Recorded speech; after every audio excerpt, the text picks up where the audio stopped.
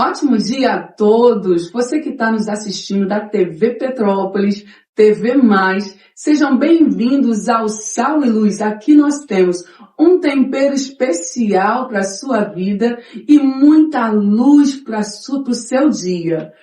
Hoje nós estamos aqui com a presença de uma pessoa maravilhosa que eu tenho certeza que você conhece e ela agrega muito à nossa vida cristã, de você, mulher. Muita coisa para nós aprendermos hoje, tá? Estamos aqui com a pastora Paulina Gonçalves, mestrada em teologia, escritora, Café com Sofia, e nós estamos aqui para um bate-papo que vai curar você e te instruir muito. Pastora Paulina, seja muito bem-vinda. Obrigada, querida. É um prazer estar com vocês. Espero contribuir de alguma maneira para que o reino de Deus seja expandido na terra, né? E você que está nos assistindo, de alguma maneira, possa ser edificado nessa manhã. Muito bom. A primeira missão, e a única talvez, é implantar o reino e estabelecer o reino na terra. Esse é o teu maior amor e é o teu chamado, né? Sim. E hoje, a mulher, nós vamos falar de mulher no governo. Mas antes de falarmos de mulher no governo, há uma história, há um começo e há uma trajetória, há uma experiência que hoje está te estabelecendo de maneira visível nas cidades, nos estados e, por que não falar, no Brasil e daqui a pouco no mundo. Amém. Né? Eu creio. Vamos contar um pouquinho? Teve um momento da sua vida em que algo mudou, aconteceu, que trouxe uma passagem, uma experiência, uma depressão. Sim. Vamos falar um pouquinho sobre isso? Sim, podemos falar. Esse tempo, na verdade, eu pensei em 2015, em 2016, que foram anos muito difíceis. Talvez eu passei por muitos processos dolorosos, mas talvez esse tenha sido o mais difícil. Eu digo que foi o tempo em que Deus exigiu de mim maior nível de crucificação do meu ego. Essa dor, sabe, onde Deus em vários momentos da minha história, Deus exigiu que eu fosse para a cruz. Mas esse de 2015, 2016, que foi um dos piores, onde eu mais chorei. E a gente somatiza, né? Então, em 2018, eu sofri um surto. Existem vários fatores que podem ter contribuído. A entrada para a menopausa, a ausência de cobertura espiritual, fatores orgânicos, né? Químicos, fatores emocionais. E eu achava que, ministerialmente, eu havia chegado ao final, né? Eu estava tipo Elias na caverna. Eu acho que exatamente. É quando você pensa que daí para frente você não tem mais nada para produzir. Havia chegado ao fim. Mas quando eu pensei que chegou ao fim, para Deus era apenas um período para recomeçar, né? Então, em 2018, eu sofri um surto psíquico. Fui internada ali naquela ala psiquiátrica, ali do Nelson de Saerpe, e fiquei 7 dias internada. E daí desenvolvi uma depressão profunda. Um psiquiatra achava que era síndrome do pânico, ficou naquilo de como é que vai diagnosticar? Crise de ansiedade. E foi um período muito difícil, porque eu passei a tomar várias medicações, né? Aldol foi o primeiro, depois veio Rivotril, sertralina, carbamazepina, um monte de medicações. E eu achava, sabe, pastora Marta, que depressão não era coisa que dava em crente, por causa da proposta de vida abundante de Jesus. Então eu nunca entendi que crente pudesse ver, até que eu passasse por isso, sabe? A gente tem que ter muito cuidado com pré-julgamentos, né? Eu tinha esse pré-julgamento. Bom, mas até que veio sobre mim, e daí eu fui algumas vezes parar na UPA com muita crise de ansiedade, eu achava que estava infartando, medo de morrer, eu não conseguia dormir à noite, então eu tinha vontade que chegasse à noite para eu apagar, e chegava de noite eu não dormia, parecia que eu ia morrer. Eu sentia muita tristeza, eu vivia chorando, sabe? Eu perdi o foco, não conseguia concentrar. E aí passei pelo primeiro psiquiatra, a doutora Carmelita, fui para o outro médico, não vou falar o nome aqui, até falta de ética, me perdoe, mas Aí, passa um ano tratando e troca medicação e tratando com psicólogo, até que teve um dia em que eu desmaiei. Eu desmaiei em casa 3 vezes. Um dia eu desmaiei com meu esposo orando por mim. Quando eu me dei conta, eu estava ali no chão, caída. Na terceira vez que eu desmaiei, eu comecei a ter medo de ficar louca. Porque da família da minha mãe foi curada de loucura. Eu tenho um irmão que tem esquizofrenia, eu tenho primos que têm esquizofrenia, então já tem uma carga genética. Eu comecei a pensar nisso, comecei a pensar nesse quadro, e comecei a perceber que eu não tinha mais domínio da minha realidade. As pessoas falavam comigo, eu não conseguia, daqui a 5 minutos, saber o que elas tinham dito, eu não tinha foco. Comecei a perder o domínio da realidade. Quando eu tive isso, aí bateu um start, assim, de fazer algo. Eu não poderia aceitar isso para minha vida. Eu não queria ter essa sentença sobre mim. Então, o que eu fiz? Eu chamei algumas pessoas para orar comigo. Eu chamei 4 pessoas comigo, 5. Formamos um grupo e começamos a orar. Oramos 1 ano, sabe? E a primeira resposta de Deus para aquela oração foi a troca do psiquiatra. Deus me deu um novo psiquiatra, eu já estava mais de ano, e esse novo psiquiatra fez um pedido de exame de sangue, percebeu que eu tinha falta de lítio, minha taxa de lítio estava 0, e o lítio estabiliza o humor, entrou com carbolítio e começou uma estabilização. Pastora Paulina, como foi lidar com os olhares, como foi lidar com a percepção de quem não sabia o que de fato estava acontecendo nesse momento tão difícil? Eu não ia muito para a rua, né? Na verdade, eu só ia na rua, em casos assim que eu tinha que ir para o psiquiatra, para o psicólogo, né? Uma vez por semana eu ia para o psicólogo, e eu andava de cabeça baixa, eu evitava as pessoas, eu tinha medo das pessoas. Porque as pessoas não compreendem, ainda mais se tratando de mim. Que eu sempre fui muito comunicativa, aqui na cidade eu tenho muitos amigos, as pessoas estabelecem vínculos afetivos comigo, mas sempre tem aquela carga de juízo que nos envergonha, entende aqui? Então você, além da dor, da própria depressão, além dos fatores físicos, medo da morte, fatores emocionais, ainda você lida com o peso da vergonha, do juízo das pessoas que não compreendem. Entende? Porque aí vem assim, ela pecou, ela tomou decisões que não devia. Vem uma série de... O julgamento. O julgamento. E muitas mulheres, elas estão passando por processos assim, inclusive líderes, né? E nesse momento, vem a dúvida, será que Deus me chamou? O que está acontecendo? Como nós podemos orientar essas mulheres? Então, eu acredito que Deus nos dá amigos. Tem um salmo, me parece que é 68, que diz assim: Deus está comigo entre aqueles que me ajudam. Então, um dos fatores que acentua a dor da depressão e qualquer outra dor é o isolamento social. Então, nesse momento, eu acho que você saber com qual amigo você pode contar. Porque nem que seja uma pessoa só, tem que ter alguém que passe junto, sabe? Porque a forma de Deus nos socorrer é através de pessoas. Então, eu tive essas 4. Cada uma também tinha um problema. Durante 1 ano nós nos reuníamos, né? E acaba sendo uma reunião terapêutica. A própria reunião em si é terapêutica. Porque você fala, porque eu não falava. Eu não conversava com ninguém. Mas naquele ambiente ali eu conversava de outros assuntos. Nós orávamos. E eu orava assim: Senhor, cura a minha mente. Em casa eu punha a mão na cabeça e dizia: cura a minha mente. E a cura veio. Então, ter alguém, nem que seja uma única pessoa, e para a mulher tem que ser outra mulher. Tem que ser outra mulher, né? Não pode ser um homem, porque já se é provado que a melhor coisa para a saúde mental de um homem é o casamento. Mas para a saúde mental de nós mulheres é ter amigas. Então, ter uma pessoa, uma mulher, com quem você possa conversar, orar junto, isso já é um começo. Amigas que têm nome e amigas que curam, né? Sim. E trazem você para um Sim. lugar de cura. A amizade leva à cura. Muito importante isso.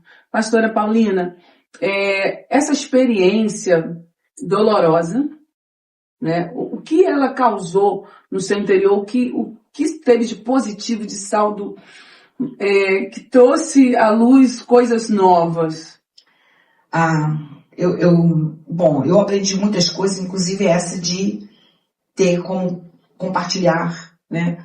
Não se isolar. Um dos problemas de Elias, porque Elias passou por esse processo, sem dúvida. E ali você vê, na depressão de Elias, fatores orgânicos, 3 anos e meio com alimentação precária, muito precária, na casa de uma viúva, não foi no Ribeiro, uma alimentação destituída de proteínas, de vitaminas, então aquilo acaba, o corpo vai sendo preparado para não reagir, correto? Vem fatores emocionais, né? Porque ele estava ali se sentindo só, né?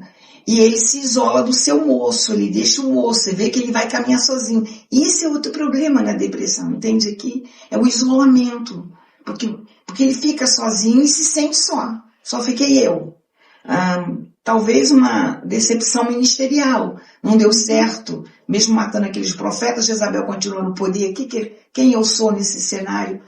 Mas havia, aí foi o que Deus me falou na minha cura, havia um fator espiritual, entende aqui? Esse foi meu aprendizado com a depressão, eu acho que o mais excelente aprendizado foi o que Deus me falou, que foi assim, tipo a cereja do bolo. Era uma sexta-feira, eu já estava com um bom tempo com carbolite, já tinha entrado até para um processo depois de desmame, porque eu fui até um ponto, depois começou o desmame. Graças a Deus eu fiquei livre de todos os medicamentos, hoje eu só tomo um para dormir, porque a insônia vem da menopausa também. Mas aí eu estava em casa, uma sexta-feira, e eu estava lendo aquela passagem de Ana, com Penina. Porque sempre o processo de Deus comigo foi através da palavra, né? Minha mente é muito bíblica. E eu estava lendo sobre aquela passagem que a Penina implicava com Ana, ali. E eu, assim, para mim, sempre aquela implicância era no dia a dia. Sempre eu pensei que aquela implicância era no dia a dia. Mas não. Aí eu estava nessa sexta-feira, que foi assim, tipo, Deus assinar, tipo, a minha alta. Deus assinou a minha alta com esse texto. Valeu, né? Agora vem esse insight aqui. Deus assinou a minha alta naquela sexta-feira. A Penina, ela implicava com Ana exatamente quando Elcana ia sacrificar. A Bíblia diz que Elcana pegava a parte mais excelente do sacrifício e dava para Ana. E o texto diz assim, porque ele a amava. Então, ali estava um gesto de expressão de amor de Elcana para sua esposa, para com a sua esposa, certo? Bom, eu fiquei pensando o seguinte, qual era o único sacrifício, porque ali era um sacrifício que estava sendo ofertado, que o ofertante podia comer? Bom, como eu tenho um domínio do Levítico um pouco, o único sacrifício que permitiu o ofertante comer era o sacrifício pacífico, porque os outros não era permitido o ofertante comer, correto? O holocausto ninguém comia, o sacrifício pela culpa e pelo pecado, o sacerdote comia determinada parte. O sacrifício de manjares não tinha carne. O único sacrifício que tinha carne e que era dado ao ofertante a oportunidade de comer era o sacrifício pacífico. E o que esse sacrifício comemorava? A paz com Deus. Então o holocausto já tinha sido oferecido, o da culpa também, o do pecado também, estava tudo resolvido. Agora se comemorava a paz com Deus. Então ali o sacerdote vinha para a mesa com o ofertante e ali ele era Deus para o homem, comemorando, está tudo bem com a gente. Era nesse sacrifício que o Elcana pegava uma parte e dava para Ana. Então, pastora, vocês aí imaginam, porque minha mente é muito imaginativa, vocês imaginam a cena. Você tem uma mesa posta, nós sabemos determinadas carnes qual é a parte mais excelente. Se eu te ofereço um frango, você tem um frango na mesa, se eu te der o pescoço não é a parte mais excelente, se eu te der a sobrecoxa, se eu te der o peito, aí eu estou te dando a parte mais excelente. Isso é uma questão de honra. Bom, temos 2 mulheres na mesa. O homem, correto, que tem a esposa e tem a Penina, pega a parte mais excelente e dá para a esposa. O que ele está dizendo com isso? Ele está dizendo para a Penina nas entrelinhas, você tem os meus filhos, mas ela tem o meu coração. Ela tem o meu afeto, o meu amor. Gente, nenhuma mulher suporta um tipo de declaração dessa. Nenhuma mulher tolera isso. Ali, então, Penina implicava com Ana. E qual é a chave aqui? Ela tirava Ana da mesa. Então, ela impedia que Ana comemorasse a paz com Deus ao não comer o sacrifício. Quando eu entendi isso, então Penina é um espírito que te priva da mesa do Pai. Ali Deus falou comigo. Ali Deus falou comigo. Paulina, filha, você estava lutando contra um espírito de loucura que estava te privando da minha mesa. Porque meu segredo, pastora, sempre foi a comunhão com meu Pai. Eu sempre pela manhã tenho tempo com Deus. E o que eu mais amo no meu quarto, eu levo meu violão, minha Bíblia, tá? Minha toalhinha, eu sempre choro. Mas sempre eu lembro dessa passagem, teu Pai te vê em secreto. Então naquele momento, Deus é tão presente para mim, Deus é tão bom para mim, Deus é tão perto ali. E isso sempre foi a minha vida, me tira em tudo, menos isso. Mas só que eu tinha perdido isso. Ali Deus me levou de volta para a mesa. E quando Deus me levou de volta para a mesa, acabou-se toda a tristeza. Não teve mais demônio, não teve mais nada que me tirasse a alegria. Ali Deus me restaurou. E ali começou o processo de novo, né, de restaurar o ministério. Restaurou a Paulina, agora restaura o ministério. É isso que tem acontecido. Glória a Deus, gente, eu fico emocionada. A mesa do Pai. Se você, mulher que está nos ouvindo em casa, aí na TV Petrópolis, TV+, no YouTube, no Instagram, no Spotify, atenta para isso. A mesa do Pai. Que Penina está te tirando o sossego da paz de estar na mesa do Pai? Tem um lugar de cura e talvez através desse programa hoje é o dia da tua alta, tá? É o dia onde Deus vai te dar alta da tua depressão, nem tua. Deus vai te dar alta desse período de cativeiro, desse período de tristeza. Nós estamos falando aqui com uma mulher que viveu, pastora, que todos nós conhecemos. Então você pode estar pensando assim, poxa, eu crente, eu pastora, depressão, como assim?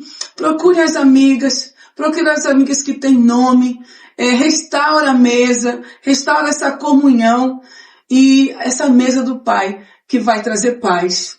E aí nós começamos agora uma nova história, um novo recomeço, reconstruir o chamado, a certeza, voltar para o lugar que sempre foi seu. Sim, porque você falou a palavra certa, o lugar da paz. Porque o que eu descobri, e talvez vire um livro isso, tem a psicóloga que me atendeu, que é uma amiga minha, foi uma aluna minha, uma mestre na palavra, ela quer escrever sobre isso, ela acompanhou o processo. E ela acompanhou a cura.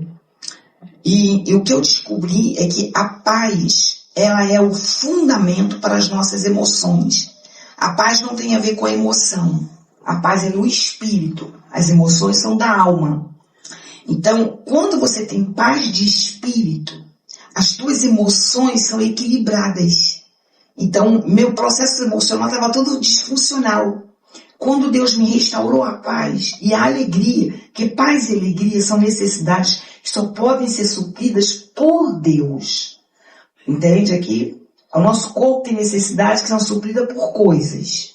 A nossa alma tem necessidades que só podem ser supridas por pessoas. Mas o nosso espírito tem necessidades que só podem ser supridas por Deus. Então, alegria e paz só Deus pode dar. Então, quando isso vem pra gente, as outras coisas parecem que você encontra pontos de equilíbrio. Eu falo que Deus não é só minha referência. Deus é o ponto da minha referência. Entende? Que eu sei para onde eu vou a partir dele. Eu tenho que ir para ele e sei para onde eu vou a partir dele. Então, Deus é meu ponto de referência.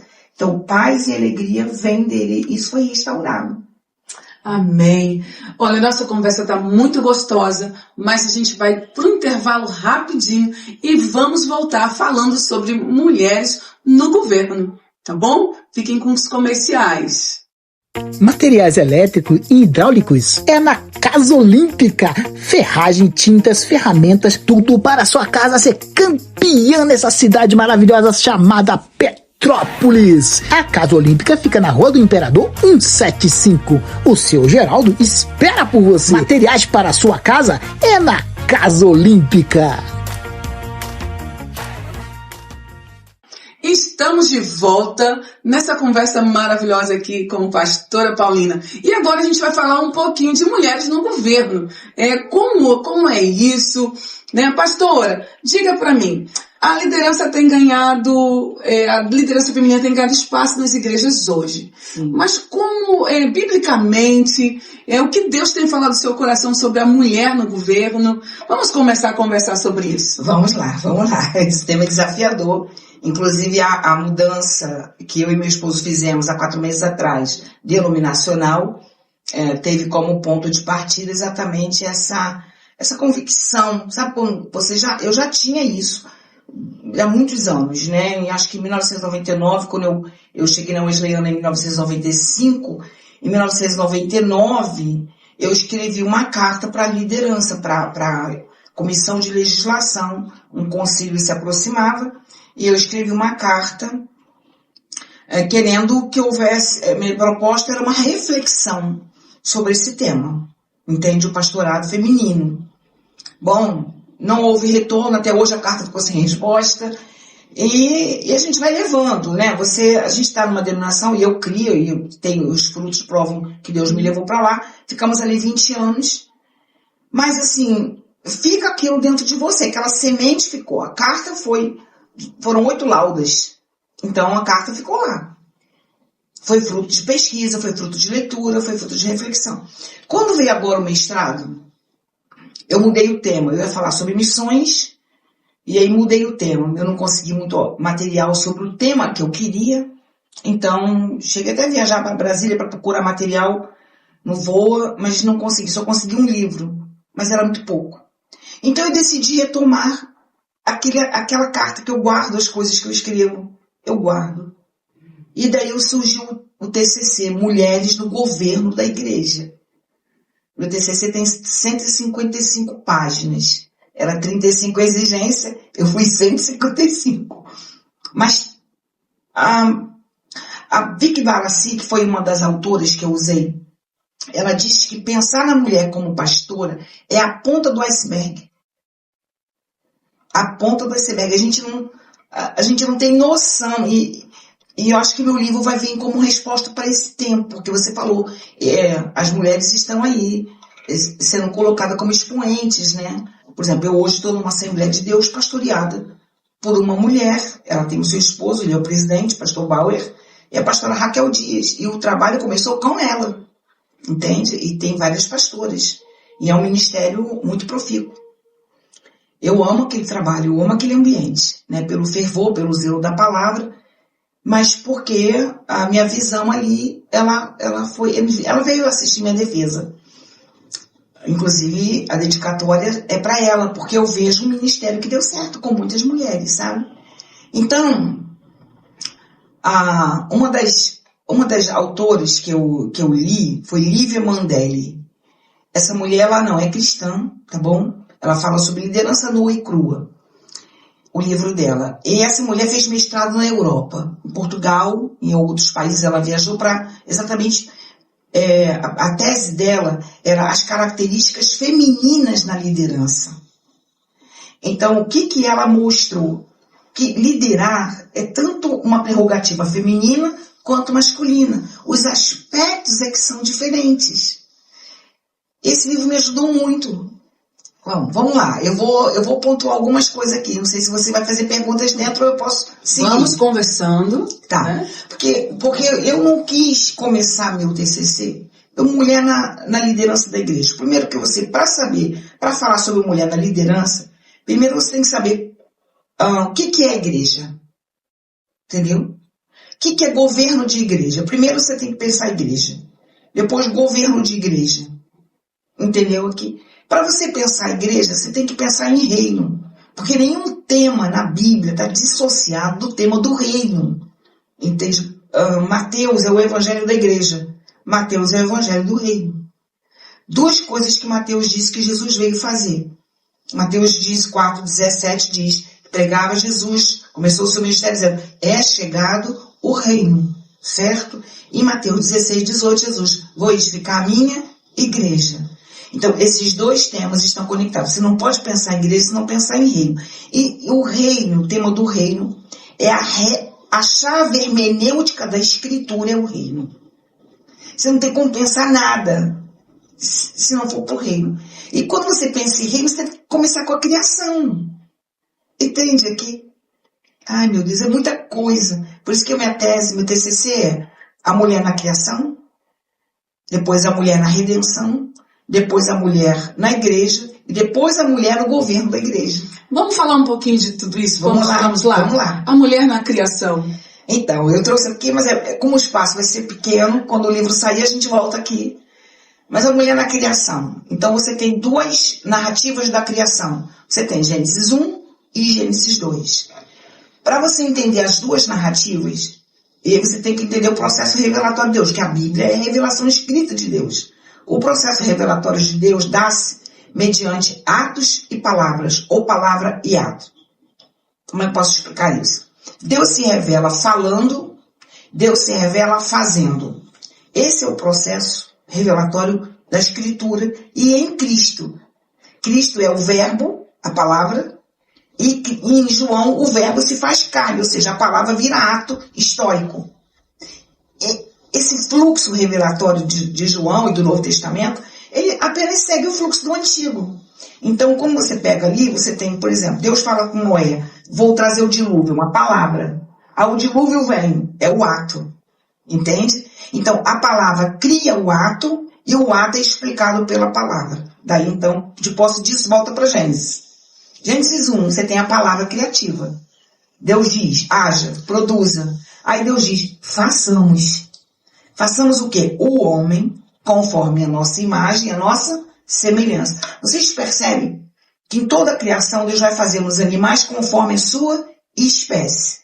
Conforme a sua espécie. Baleias, conforme a sua espécie. Animais, conforme a sua espécie. Quando Deus vai falar sobre o homem, ele fala conforme a nossa imagem. Então o homem é de uma espécie divina. Aí Deus diz assim, macho e fêmea. Preste atenção, capítulo 1. E macho e fêmea recebem de Deus duas ordens. Gente, isso aí segue todo o meu fluxo do TCC. Família e governo. Que eles se multipliquem e que tenham eles domínio sobre a obra das minhas mãos. Quem são esses eles? O humano macho e fêmea, certo? Bom, no capítulo 2, Deus vai fazer o processo histórico. Entende aqui? Você tem palavra criativa, processo histórico. No processo histórico, o que Deus faz? Primeiro Deus traz o homem, Adão, formou Deus o homem. Depois Deus pega esse homem e põe para dormir. E daí Deus vai fazer a mulher. Então, era de um Deus fez? Dois. Para depois unir e fazer um. Olha que incrível isso. Para formar a família. Entende aqui? E para exercer o governo. Então, se você não pode formar uma família com duas mulheres, nem com dois homens, como que você pode pensar que um governo pode ser executado apenas pelo homem? Então, igrejas que só tem homens no governo, elas estão excluindo a liderança de Deus através da mulher. Isso, eu vim seguindo isso a Bíblia toda. Sabe? Então, nós temos que ser mais criacionistas do que nunca hoje. Nós estamos, me perdoe, mas em nome de uma submissão à autoridade da Escritura, nós estamos usando isso para justificar nossa desobediência à Escritura. Eu tenho medo disso. Profundo. Então, o nosso tempo passa rápido, né? Mas vamos entrar... Vamos lá, depois na redenção. Isso, na redenção. Bom, então a mulher na criação, ela é criada à imagem de Deus. Essa foi uma pergunta que eu me fiz. De onde veio o feminino? Porque eu tive que quebrar um paradigma. Porque eu só via Deus como pai. Mas a doutrina da Trindade é Pai, Filho e Espírito. Então vamos lá. O lado feminino nosso veio de Deus, gente. Quem nos criou foi Deus. Então, de onde eu saí como mulher? Eu saí de Deus. Então Deus tem um lado feminino. Eu tive que admitir isso. Correto? E essa pessoa, esse lado feminino de Deus, aí você tem que ler meu livro, que é muita coisa, vai ser a pessoa do Espírito Santo. Na família, você tem 3 pessoas, correto? Então, a figura do Pai, a figura do Filho, a figura do Espírito Santo. E aí, porque a gente não vai ter tempo aqui, mas eu vou dar só uma palhinha. É Lucas que vai fazer essa redenção, né? Porque Lucas vai ser o Evangelho do Espírito Santo e vai ser o Evangelho da mulher. Onde a mulher mais mencionada em Lucas. Maria, Isabel, todo mundo é cheio do Espírito Santo. É muito interessante isso. Eu faço essas conexões todas no meu TCC. É que aqui a gente não vai ter tempo de falar. Mas o que é a redenção? A redenção é o reposicionamento do homem, não é só da mulher. Meu TCC vai falar sobre a mulher. Mas é o reposicionamento do homem no lugar da criação. Por causa da queda. Porque a partir da queda, na narrativa da queda, como Eva foi a primeira, então a mulher passa a ser vista como herdeira de Eva. Esse é o estigma que está sobre nós, que Jesus veio tirar. Tá bom? Porque na narrativa da queda, Adão e Eva desobedecem. Tanto que lá em Romanos, Paulo diz que o pecado entrou pelo homem. Correto? Ele faz um paralelo entre Adão e Cristo, não entre Eva e Cristo. Correto? Então tem que ter muito cuidado com isso. Vou fazer uma palhinha aqui. E Adão desobedeceu sem questionar. Eva pelo menos dialogou. Mas Adão sem questionar. Correto? Só que a queda colocou a mulher sob esse estigma. Então, a mulher era vista na cultura romana, na cultura grega e na cultura judaica sem nenhum valor. E a pior de todas era o judaísmo. Me perdoe, mas o pior de todos era o judaísmo. Em Roma, a mulher não tinha valor. Na Grécia, Sócrates disse que o melhor da mulher era ser homem. Para Sócrates, o humano é o homem. Entendeu? A mulher não tinha. A mulher era como escrava. A mulher como objeto. A mulher só era vista como necessária para dar luz, para gestar. A mulher não tem voto, a mulher não tinha voz. Agora, dentro do judaísmo, a mulher não podia aprender a Torá. E, em parte, a circuncisão privilegiava o masculino. Entendeu aqui? A circuncisão faz o homem ser filho de Abraão. Olha, se a mulher não pode se circuncidar, quem ela é? Então, um rabino orava todos os dias, graças te dou, Pai. Porque não nasci escravo, não nasci gentil, não nasci mulher. Então, a mulher não tem voto. Então, Jesus veio para redimir o homem. Então, Jesus vai reposicionar a mulher. E aí eu vou trabalhar com esse aspecto na soteriologia de Jesus dentro dos evangelhos. Porque o que significa salvar? Na concepção paulina, por isso que eu trabalho muito o tema da imagem de Deus em Gênesis. Porque a imagem de Deus é um pressuposto teológico que vai subsidiar a soteriologia de Paulo, a antropologia de Paulo e a antropologia, a soteriologia e a cristologia. Cristo é a imagem de Deus, a salvação é nos conformar com a imagem de Deus. Então, nos levar de volta. E aí a gente vai... eu não vou ter tempo e é muito profundo, porque aí eu vou trabalhar com esse reposicionamento da mulher se conformando à proposta de Jesus dentro dos 4 evangelhos, porque Jesus vem como Salvador, mas Jesus é apresentado em Mateus, Marcos, Lucas e João, certo? Então você tem que estudar Jesus como rei em Mateus, como servo em Marcos, como Deus em João e como humano. E quando você estuda cada um, mas aí você tem que estudar. Eu li muitos evangelhos para resumir os evangelhos. Quais são os aspectos teológicos de cada evangelho? Eu vou dar só uma palhinha, tá bom? Então, em Mateus, Jesus é rei. Ser salvo é se conformar à imagem de Jesus. Então, ser salvo em Mateus é você ter mente de governo. E aí, então, Jesus vai discipular para o governo. Aí, vamos lá. O que Jesus diz? Nós somos reis e vamos reinar com ele. Se Jesus falar isso para mim como Paulina, mulher, se Jesus me coloca como reinar no futuro, como um homem na terra pode dizer que eu não posso governar? Será o homem mais importante do que Jesus? Pastora, tem muitas pessoas que não defendem a mulher na liderança por causa daquilo que o Paulo disse em 1 Coríntios, né? 14. Explica pra gente, porque na verdade naquela situação ela interrompia para poder fazer pergunta, então, mas não tem nada a ver, né? Não, então, o problema é estudar um texto longe de todos esses contextos. Então você não pode estudar um texto sem um contexto bíblico. Por isso que meu TCC, ele expande muito para chegar ao último capítulo do meu livro. O último ponto são os textos difíceis de Paulo. Correto? Porque você tem que estudar a redenção em Mateus, Porque Paulo não pode ser maior que Jesus. Correto? Agora, Paulo está num processo histórico. Gente, vocês têm que ler a Bíblia, entendendo que ela foi formada dentro de um processo histórico. Paulo escreve 7 cartas para 7 igrejas. 7 igrejas têm governos. Por que ele só restringe em Corinto e em Éfeso, quando escreve para Timóteo? Porque nesses 2 lugares temos cultos a deus Afrodite, temos um Corinto dominado pela prostituição, e as mulheres tinham um papel sacerdotal muito importante, e em Éfeso a mesma coisa, o culto a Diana e a Afrodite, ou seja, essas mulheres, elas tinham seios que amamentavam as estátuas, então elas tinham liderança, as sacerdotisas eram líderes. Paulo tem que trabalhar esse contexto, porque essa influência cultural acaba atingindo a igreja. As mulheres se convertem, gente, e elas vêm com essa bagagem cultural.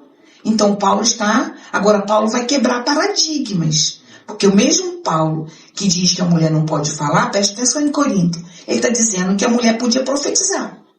E para profetizar tem que colocar o véu, está lá em Coríntios, certo? Olha, mas ele também diz que quem profetiza edifica a igreja. Então como que ele está se contradizendo se ela não pode falar? Então você tem que entender o contexto histórico, tá? Ele está ensinando sobre dons, certo?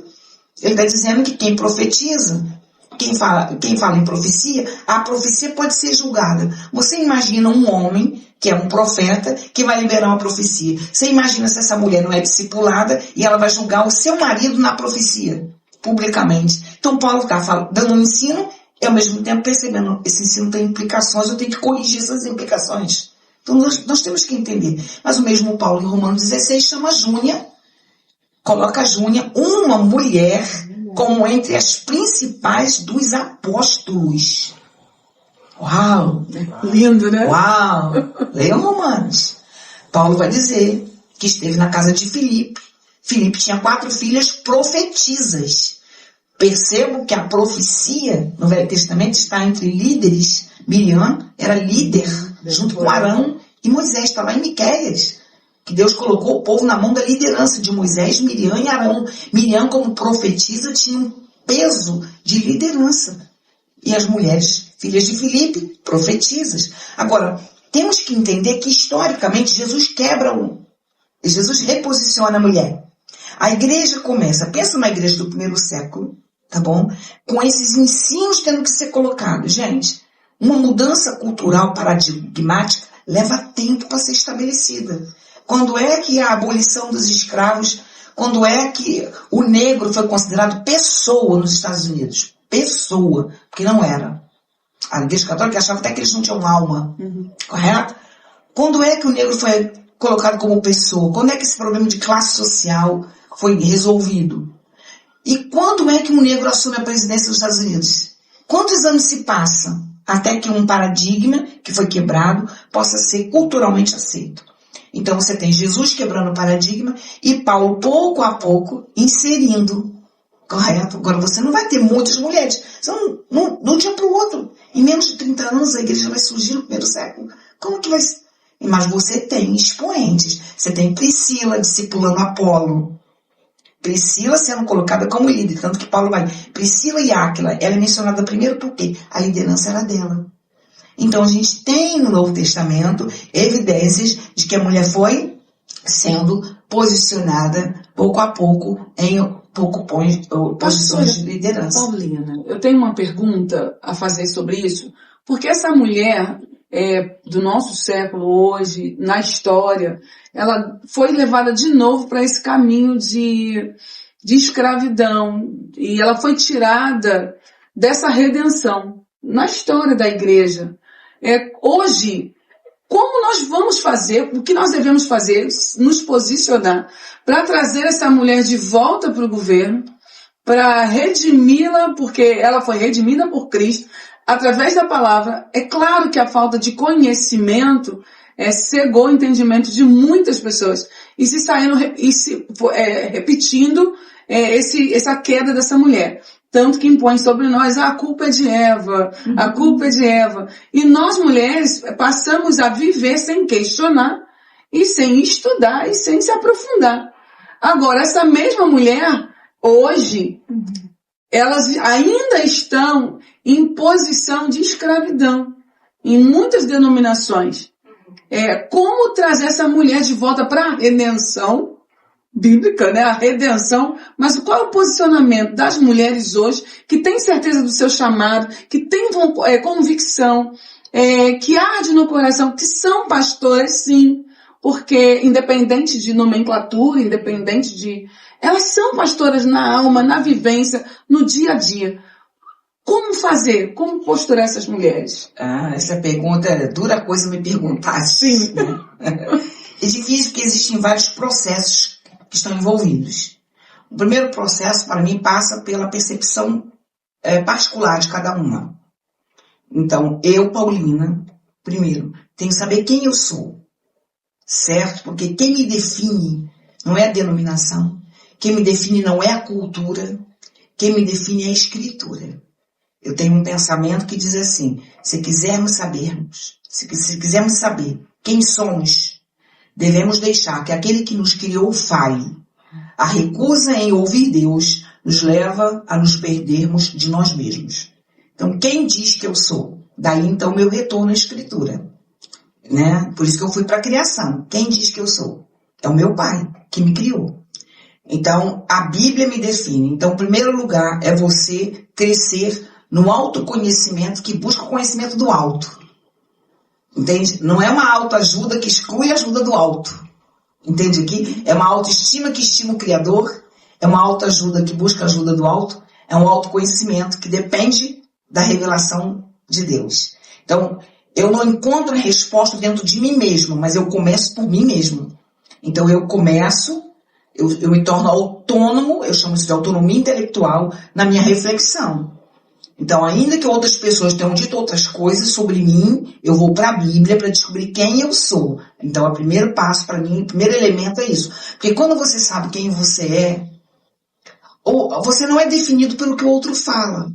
Então, tem muitas pessoas que estão nessa posição de crise porque elas estão sendo definidas por outras pessoas. E aí elas entram em crise. Elas não concordam, mas elas são certo. Então, no momento em que eu cheguei no ápice dessa reflexão aqui, que foi muita oração, muito jejum e muita leitura. No momento que eu entendi, o que eu fiz? Eu rompi com um ambiente em que não dava para coadunar com a minha visão.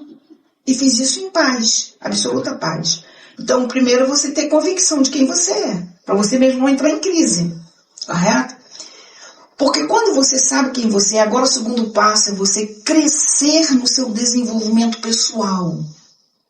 Então, invista no seu estudo, na sua formação, porque o teu ministério passa por isso. Deus vai te usar no teu dom, entende? O nosso dom é uma medida de Cristo. Aí entra meu TCC. O meu dom é ensino. No governo da igreja em Efésios, que é o parâmetro para a igreja em Efésios, está lá, a uns Deus, né, colocou na igreja como apóstolos, profetas, evangelistas, pastores e mestres. Eu estou na última posição, correto? Meu dom é ensino, meu chamado é ensino. Então, eu fui fazer filosofia, fui estudar teologia, fui me preparar para ensinar a área do meu dom. Então, o dom é dado por Deus, mas o preparo é nosso. É nosso. Por que eu estou dizendo isso? Porque muitas oportunidades se fecham por falta de preparo. Então, não adianta você ter um chamado pastoral e não ter preparo. Entende? Você tem um chamado, mas você tem que se preparar. Porque se você sabe quem você é, você se prepara, aí tem o terceiro ponto. A porta Deus abre. As oportunidades vão surgir. Entende? Porque o próprio Deus que te chamou, percebam que Deus chama Davi, Deus unge Davi. Tem todo o processo de preparo. Olha, ele sabe quem ele é, tem um processo de preparo, certo? Mas no momento certo, os anciãos de Israel vão até lá e dizem, nós temos visto quem você é. Então, o próprio Deus que te chamou tem um lugar que ele vai te colocar. E tem um público que vai te reconhecer. Então, Deus, por um lado, você está se preparando, por outro lado, Deus está preparando o público que vai te reconhecer. E aí eu acredito muito na autoridade de Deus, no plano de Deus. Porque não vai ficar frustrado, pastora. Nenhum homem detém o que Deus vai fazer na terra. Isso, gente, vocês podem escrever. A ordenação de mulheres, você vai ver, pode demorar um tempo, mas ela está acontecendo, porque ninguém, se o plano é de Deus, ninguém detém Deus. sabe? Já está estabelecido na eternidade. O que ele vai fazer? É decreto. Tem coisas que são decretos, sabe? Então eu creio muito nisso. No poder de Deus de realizar o que ele executa. E aí entra a doutrina da providência, que é quando Deus abre portas, é quando Deus faz as coisas que nos surpreendem. Para quê? Para te colocar aonde ele queria. Onde ele queria.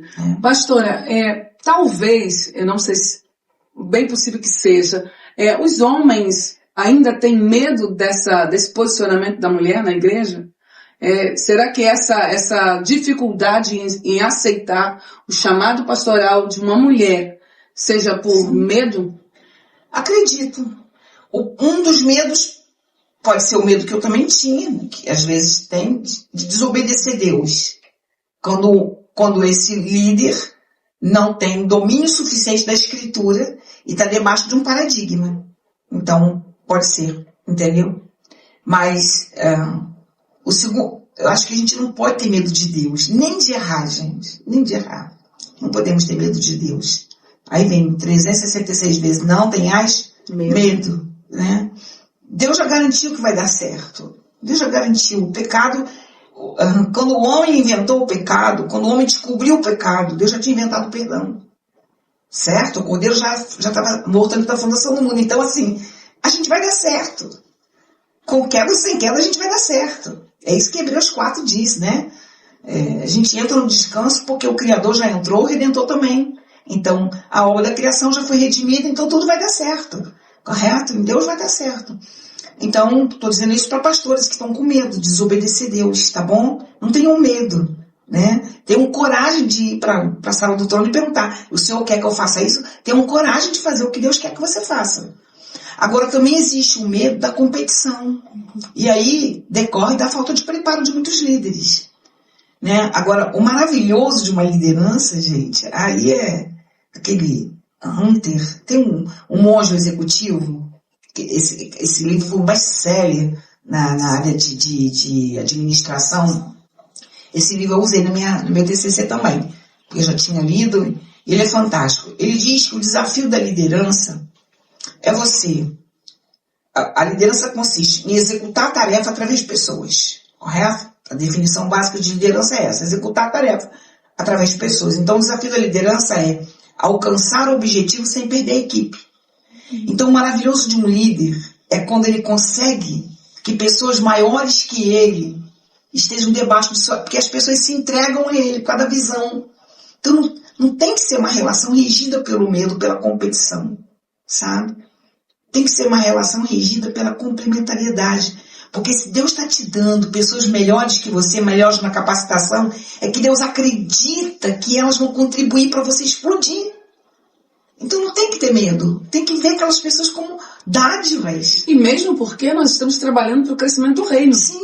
Né? Sim, nós não competimos entre nós somos um corpo. Isso, sabe? Nós somos um corpo. Sabe? E todos nós, homens e mulheres, nós não somos rivais. Né? Nós não somos rivais. Nós trabalhamos para o crescimento e a expansão de um reino. Sim. Precisa ser estabelecido. Esse medo, talvez, uma mulher, vamos lá, como autoridade, uma mulher pastora, ela pode exercer autoridade espiritual sobre a vida do homem? Como essa mulher pastora, qual é o comportamento dela, como é a visão dela, o dinamismo dela numa igreja, quando ela é a pastora, presidente e o marido? Mulher pastora, o marido tem que ser pastor? Como funciona isso? Eu acho que seria ideal. Isso seria ideal. Mas necessariamente não tem que acontecer. Vamos lá. O problema é nós levarmos as relações domésticas para o âmbito da igreja. Esse é um dos problemas. Então, na igreja, todos nós somos irmãos em Cristo. Sim ou não? Irmãos. Então, dentro da igreja, meu esposo é meu irmão. Ele é pastor também. Mas meu esposo, a gente não tem esse espírito de competição, até porque ele é um atleta, 40 troféus, 54 medalhas, 3 vezes campeão brasileiro, 3 vezes vice-campeão brasileiro, 9 vezes campeão estadual. Então, assim, em termos de medalha, eu não fico nem no pé dele, entendeu? Ele tem muitos títulos, então, como homem, ele se realizou como um professor de karatê. Ele é professor de inglês, ele é carpinteiro, ele tem um M. Então, e ele reconhece que na teologia eu estou acima. Sim. Eu reconheço que no inglês ele está muito acima. Em tudo ele está muito acima. Se fosse colocar, eu falei, amor, eu queria 10% da sua inteligência. Então não há competição. O que há? Complementariedade. As nossas diferenças nos completam. Então, dentro da igreja, ele já foi pastor e eu era sua obreira. Porque eu era responsável por uma congregação. E ele era pastor. Eu custei a aprender a questão da submissão. Porque isso foi talvez onde Deus quebrou tudo para poder construir esse relacionamento que hoje eu tenho com ele. Eu não tinha. Mas por causa do meu orgulho, minha arrogância, eu era muito orgulhosa, muito arrogante, então Deus tirou tudo e mostrou para eu reconhecer os valores dele que eu não conhecia. Tudo que eu estou falando hoje eu reconheço agora, gente. Sim. Mas eu passei um bom tempo, foi muito doloroso meu aprendizado. Mas na igreja nós somos irmãos e submissos a Cristo, que é a cabeça. Então na igreja, tanto o homem quanto a mulher, dos dois são requeridas a submissão à cabeça. Não é só da mulher que é requerida, seja obediente ao marido como a Cristo. Mas o homem também tem que ser subido, porque no corpo de Cristo só tem uma cabeça. Então, você imagina se o homem tem essa posição de cabeça em relação a todas as mulheres da igreja. Entende aqui? Ele é a cabeça da sua esposa. O pastor não é a cabeça de todas as mulheres da igreja. Então, porque na relação da igreja, a relação é todos somos irmãos. O cabeça é Cristo. Então eu creio que quando há essa compreensão, os problemas são solucionados, porque a cabeça não vai separar um casal. Entende que Cristo vai saber tratar com ambos, se em ambos houver a humildade suficiente para reconhecer o senhorio de Cristo. Entendeu? Na palavra. Né? Porque não existe situação, gente, que a palavra não tem uma resposta. Não tem uma resposta. Eu não acredito, pastora. Não acredito. Eu acredito que se em nós houver humildade suficiente, não haverá conflito sem respostas pela palavra. Pastora, e falando de humildade, o homem, existe muito pastores, líderes, homens que são machistas. Isso não atrapalha essa visão? Sim. E como tem? Isso é uma visão da Grécia. Aí, meu amado, é a influência do espírito da Grécia dentro da igreja. A nossa teologia, gente, ela tem que voltar a ser mais bíblica. Entende? Que nós nos afastamos. Não sou judaizante, tá bom? Eu tive Israel, amo Israel, mas nós nos afastamos das raízes bíblicas que são judaicas. E nossa teologia é muito influenciada pelo espírito da Grécia. É Agostinho, é São Tomás de Aquino, é Agostinho naqueles que são mais platônicos, é São Tomás de Aquino naqueles que são mais aristotélicos, mas são os dois expoentes da nossa teologia. Então nós temos que, eu acredito que o grande legado da reforma é uma igreja reformada sempre se reformando. Aliás, não existe avivamento sem reforma teológica. Uma das exigências que se impõe sobre a igreja hoje é repensar a sua teologia, porque essa postura ela vem sob a influência do espírito da Grécia. Então, na verdade, hoje em dia, essa relutância com o governo feminino na igreja é uma influência sobre o aprendizado do espírito da Grécia. E os nossos líderes, por favor, prestem atenção nisso. Voltem à palavra, ao conhecimento, busquem ao Senhor. A mulher não era humana na Grécia. Entende aqui? O ideal de um humano era o homem, era o masculino. Então a mulher era colocada numa posição subalterna. Você vai ver que existe igreja que a mulher não sobe no altar. Olha, a mulher subalterna. Você percebe? E isso é modo... Eles receberam uma teologia e não fizeram o dever de casa, que é pensar sobre aquilo, sobre a herança que receberam. Aí se cria aquilo que a Bíblia vai chamar de tradição. Coloca a tradição acima da Escritura. Isso é muito forte. Forte demais. Muito sério. Que conselho nós daríamos hoje para a liderança e ativacional, né? Onde eles possam ser ativados. Claro que rever a Bíblia, estudar melhor, mas hoje não tem jeito. E não é falar de mulher como mulheres que querem se empoderar, que querem crescer. Não é sobre isso. É sobre um reino que tem pressa de ser estabelecido. E nós mulheres estamos aí para somar junto. Sim. O que essa liderança, que posicionamento, que confronto você faz para essa liderança? Bom, a primeira coisa que eu vou dizer é que se eles não fizerem, vão ficar para trás. A igreja, tem um livro chamado Uma Força em Movimento, a Espiritualidade que Muda uma Cultura. Eu já tinha lido esse livro, usei também no meu TCC. Esse autor, ele vai chamar a atenção da igreja agora para a igreja do primeiro século. A igreja do primeiro século, ela mudou o mundo. A igreja do primeiro século, Paulo entrou em Corinto, aliás, ela nasce em Jerusalém, que era a capital da religião. Quer ver uma religião impenetrável? Era o judaísmo. Como que a igreja rompe com o judaísmo? Como que o sábado, que ela faz parte da cultura judaica, é substituído pelo domingo por causa da ressurreição do Senhor? A igreja fez isso. Ela nasceu no solo da religião mais impenetrável, mais inflexível que podia existir. Ela entra em Corinto, a Las Vegas da época. Como que prostitutos, homossexuais, está escrito lá, homossexuais se rendem à santidade. A igreja de Corinto, que foi a igreja que mais dons recebeu, mais manifestação do Espírito Santo. A igreja entrou em Corinto e quebrou a cultura de Corinto, implantando a santificação lá. A igreja entrou em Éfeso, a capital da magia, do ocultismo. Está escrito em Atos que os bruxos queimavam seus livros. Que força é essa da igreja? Que quebra, entende? Que até o culto a Diana foi ameaçado. A igreja entrou em Atenas. Gente, Atenas é a capital do intelectualismo. Os mais expoentes filósofos estavam lá, os docetistas estavam lá, sabe? Ela entrou na cidade de Sócrates, de Aristóteles, e ela se implantou lá. Então ela entra em Roma, capital política. E Paulo diz, os da casa de César te saúdam. A guarda romana pretoriana se converteu. Que força é essa que a igreja perdeu no século atual? O que acontece?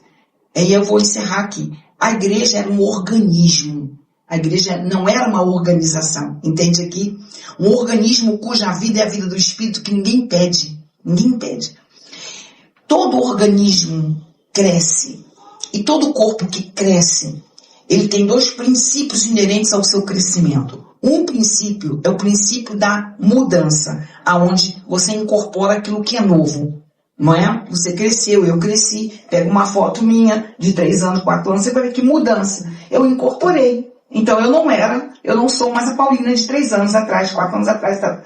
Mas ao mesmo tempo eu sou a mesma Paulina, porque existe o princípio que preserva a identidade do ser. Então, pastores, vocês precisam entender esses dois princípios. Porque se não entender que aquilo que cresce tem coisas que precisam ser quebradas, mudadas, aí são os paradigmas. Porque se você não mudar, você vai atravancar o crescimento, e talvez seja um problema que você esteja enfrentando, porque a minha igreja não cresce. Entendeu? Porque existem paradigmas prendendo o crescimento. Paradigmas têm que ser quebrados. Paradigmas são verdades atreladas a um tempo.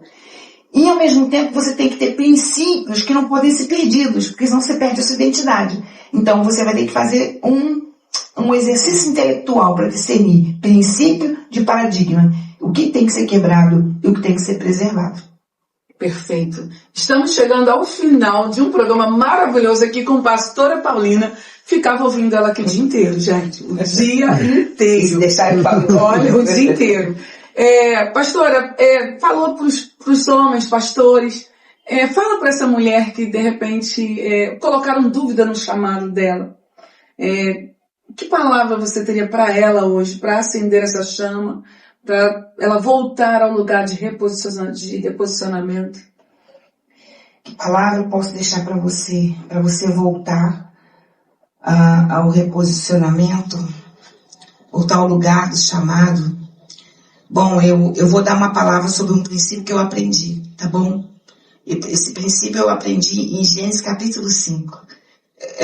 Os meus princípios são muito bíblicos, né? Quando o autor de Gênesis fala assim, que Deus criou Adão, né? Ele fala lá, no dia que foram criados, foram a imagem e semelhança, e Deus os abençoou. Essa palavra que ele está falando aí está remontando a Gênesis 1, certo? Então você tem Gênesis 5, Deus falando que criou Adão e a mulher, a sua imagem, e os abençoou. Aonde ele está levando a gente? Para Gênesis capítulo 1, onde Deus criou e os abençoou, sim?